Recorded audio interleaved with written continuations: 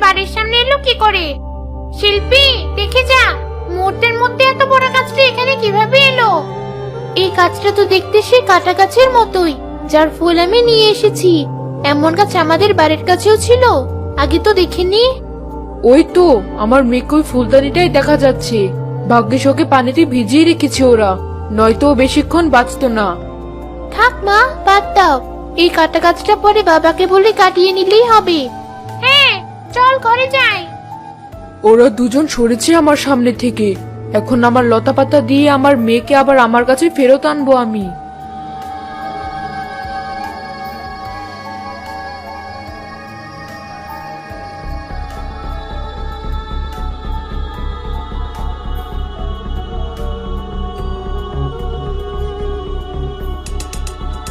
এ কি, এই কাঁটাযুক্ত লতা আমার ঘরে কি করছি?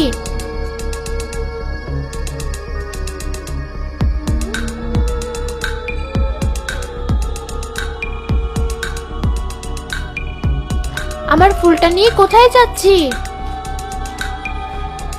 মেয়ে আমার, তুই ঠিক আছিস তো? এবারের মেয়েটা আমাকে দেখে ফেলেছে। আমি আমার আগের জায়গায় ফেরত যাই। গাছটা নিমিষে আমার চোখের সামনে ফুলটাকে নিয়ে হাওয়া হয়ে গেল। কিন্তু গাছটা কোথায় গেল? ওর আগের জায়গাতেই। ওখানে গিয়ে একবার দেখি তো।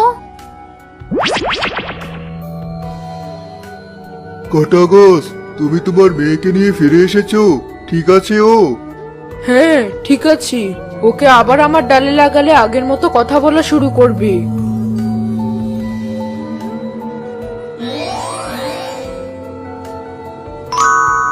মা, তুমি কোথায় চলে গিয়েছিলে? আমি তোমাকে দেখতে পাচ্ছিলাম না কেন? আমি তো এখানেই ছিলাম, কিন্তু তোকে একটা মেয়ে ওর সাথে করে নিয়ে গিয়েছিল, তাই তুই কথা বলতে পারছিলি না, আমাকে দেখছিলি না। আমার খুব ভয় করছিল মা। এখন আর কোনো ভয় নেই তোর, আমি তোর সাথেই আছি। তোমার ডালে মাত্র একটা ফুল কেন? আর ও তোমার মেয়ে হয় কিভাবে? যা ভেবেছিলাম তাই। গাছটা এখানেই ফেরত এসেছি, আর ফুলটা ওর ডালেই ধরে আছি। ওই মেয়েটা আবার আমাদের দিকে আসছে, তোমরা সবাই চুপ থাকো।